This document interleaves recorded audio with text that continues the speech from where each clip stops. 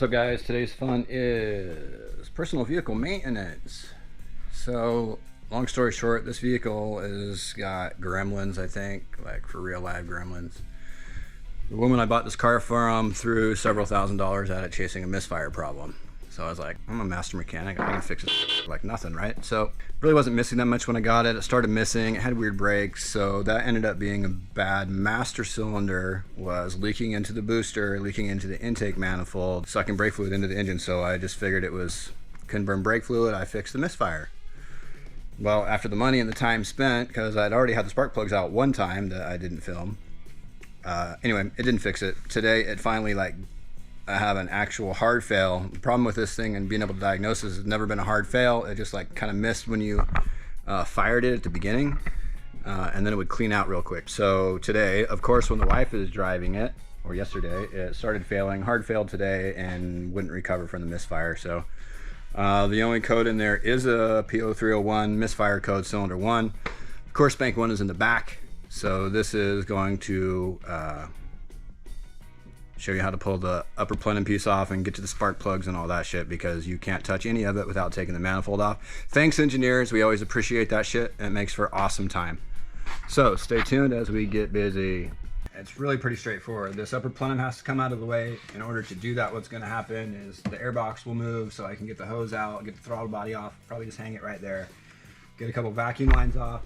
And there's a couple braces on the back side of the plenum. I really unfortunately can't show them to you until I get the plenum out or whatever, but you'll just have to bear with me that that's what's going on in there. So I'm gonna put this on fast forward. You can see what's up. These are Allen head bolts, but it's all basically like 10s, 12s, and Allen, so hang tight.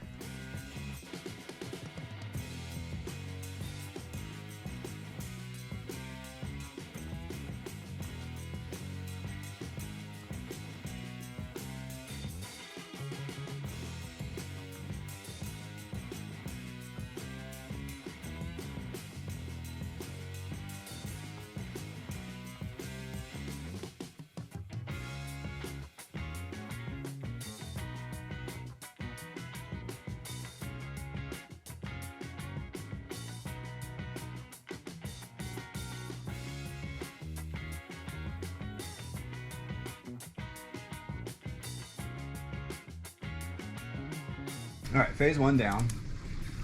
So not really that bad. What ended up being funny is there's a plenum hold down on the valve cover and another plenum hold down back here. So I'm gonna make myself some room here. Mag tray is your friend. So what I'm gonna do here is get in here and get the wiring harness out of the way. It's kind of tied down and it's in my way in a couple places here. So we'll get that up so I can get that coil out, because it's held in by, I'll just show you what up here. This is what we're up against. What I'm going to do, I have to unhook this bracket, get that out of the way, get this out of the way. There's a bolt there. This bracket right here is on top of that number 1 coil. So I got to get the coil out to see what's going on. Yeah, super convenient for diagnosis and stuff, having to tear the motor down, guys. Thank you.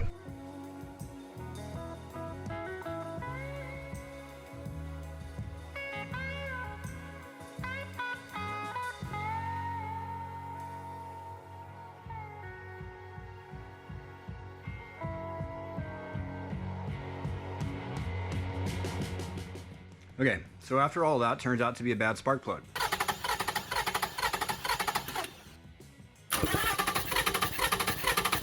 I just put these spark plugs in here like maybe a year ago or something, I think, high dollar iridiums, and it just died. Basically, I ohmed out the coils, I ohmed out the injectors, I noid lighted the wiring. I checked the coil operation at 2 different spots on the car, 2 different banks out of the car to make sure that it was indeed working. All that for a bad spark plug. So, I don't know. I guess it's a cheap fix. Wasted a bunch of time. Didn't have any choice but to waste time because of the way this car is designed, but I guess I will put this turd back together and get a new spark plug tomorrow. So I'm going to basically not film putting this back together, but I did tell you I'd show you what was going on back here. So basically where you can't see, there's that bracket that was laying on top of the coil, comes up, and there's a 12mm head that goes there, a bolt. Kind of sucks, the wiring loom and everything's kind of in the way right there. It's kind of hard to get in and out. This bracket, on the other hand, is pretty well exposed because you're out here by the snout, so you can kind of see it. Again, that's just a 12mm head.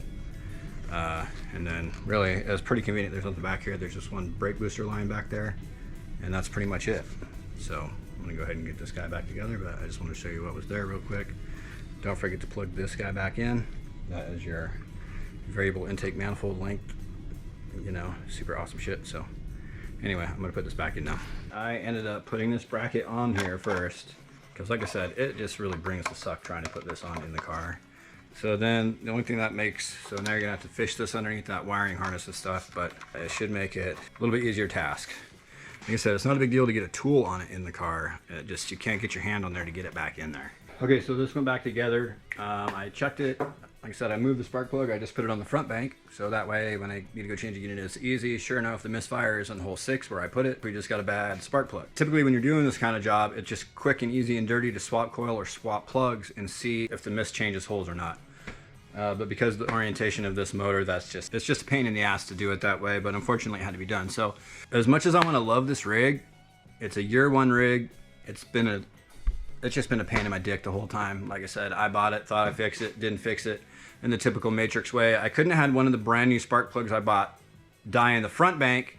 It had to, of course, be in the rear. So I've worked in service for so many years and had done so many stupid jobs, and nothing ever goes sideways. But on your own job, it's gonna go sideways. Anyway, that's that. I'm gonna get that new plug tomorrow, put it back in, and she will be good for the wife again. As promised, I got a new spark plug, and I will show you what exactly was wrong with this one. Apparently the insulation died and it was allowing it to short through the body. So I'll show you what it should do and then what the one that I took out is doing. So here, hold on. So here is the new spark plug. You can see you shouldn't have any continuity anywhere except for the tip. So you can see the body, we're still totally open here. When I go to the tip, we get about 5K. Okay. Like again, we have no continuity there. So then when I take this other plug, and I noticed this yesterday, I just forgot to check it while I had them out against another one that was good. So we'll hook this up the same way. And you can see on the body, we have 6K right here. So what's happening is this is shorting directly to the head. There we go, that's the thread. So we're shorting the coil right to the thread right there. So that's no good. Anyway, go ahead and get this bad boy installed and then we'll be done with it. I don't know what that other happened with that other plug, like it got dropped before I got it or something, or what happened, but considering it's been bad since I put it in, I assume that was just damaged and finally just failed. Must have been cracked or something.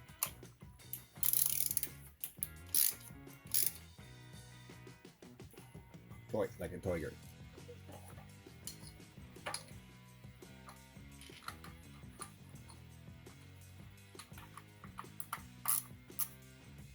Alright, so I just want to verify we don't have any codes. Now you can see the screen, so no misfires. I didn't record this before, but we had heavy misfire on the one hole that was missing, and now we're good to go. So thanks for watching, appreciate it. Hopefully you take something away from it. Peace! That wraps up another episode of Snale Racing.